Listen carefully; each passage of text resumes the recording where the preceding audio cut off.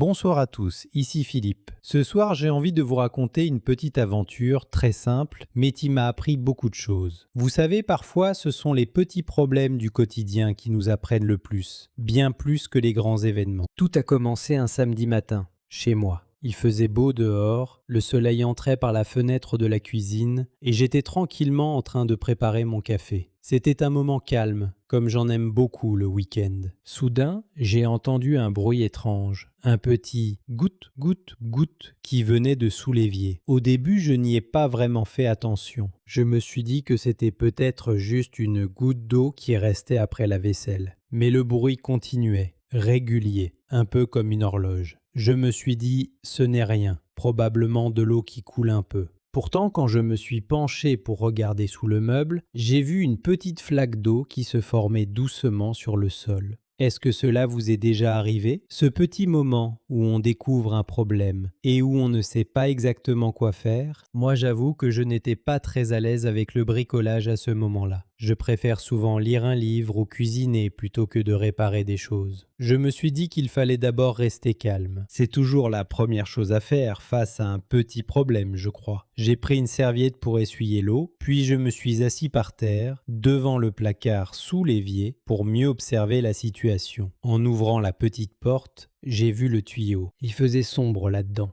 Alors j'ai pris ma lampe de poche sur mon téléphone pour mieux voir. Il y avait une petite fuite, juste à l'endroit où deux tuyaux se rejoignent. Rien de grave apparemment, mais assez pour créer cette flaque d'eau chaque matin. J'ai réfléchi un instant. Est-ce que je devais appeler un plombier tout de suite? Ou est-ce que je pouvais essayer de comprendre le problème moi-même d'abord? J'ai décidé de tenter ma chance, au moins pour regarder de plus près. Je suis allé chercher mes outils dans le garage. Une clé, un peu de ruban adhésif spécial pour la plomberie et beaucoup de patience. Je ne suis pas un plombier professionnel, mais j'aime bien essayer de réparer les choses moi-même quand c'est possible. C'est aussi une bonne façon d'apprendre. D'abord, j'ai fermé l'arrivée d'eau. C'est une étape très importante. Sinon, l'eau continue de couler pendant qu'on essaie de réparer et on se retrouve avec encore plus d'eau sur le sol. Ensuite, j'ai dévissé doucement la petite pièce qui posait problème. Mes mains tremblaient un peu, je dois l'avouer. J'avais peur de casser quelque chose ou de rendre la situation encore pire. C'est souvent comme ça avec les nouvelles choses qu'on essaie pour la première fois, non? On a peur de se tromper. Mais je me suis rappelé une phrase que ma grand-mère disait souvent quand j'étais enfant. Un problème, c'est juste une solution qu'on n'a pas encore trouvée. Cette phrase m'a beaucoup aidé ce matin-là à rester concentré et positif. Alors j'ai continué, doucement, étape par étape. J'ai nettoyé la pièce avec un chiffon, j'ai vérifié le joint à l'intérieur et j'ai remarqué qu'il était un peu usé, presque cassé sur un côté. C'était probablement la cause de la fuite. Je suis retourné dans le garage et par chance, j'avais un joint de rechange dans une petite boîte d'outils, celle que mon père m'avait donnée il y a quelques années. Je l'ai installé avec soin, en faisant attention à bien le placer au bon endroit. Ensuite, j'ai revissé la pièce, pas trop fort, juste assez pour que tout soit bien fixé, mais sans forcer, car je savais que trop serré pouvait aussi créer des problèmes. Et puis, le moment de vérité est arrivé. J'ai rouvert l'arrivée d'eau. Je suis resté là, accroupi devant le placard, à observer, le cœur un peu serré. 1 minute est passée, puis 2 minutes. Et rien, pas une seule goutte. La fuite avait disparu, comme par magie. Vous n'imaginez pas ma joie à ce moment-là. C'était une petite victoire, mais pour moi elle était immense. J'avais réussi à réparer quelque chose tout seul, sans appeler personne, sans dépenser d'argent pour un professionnel. Cette expérience m'a appris une chose importante.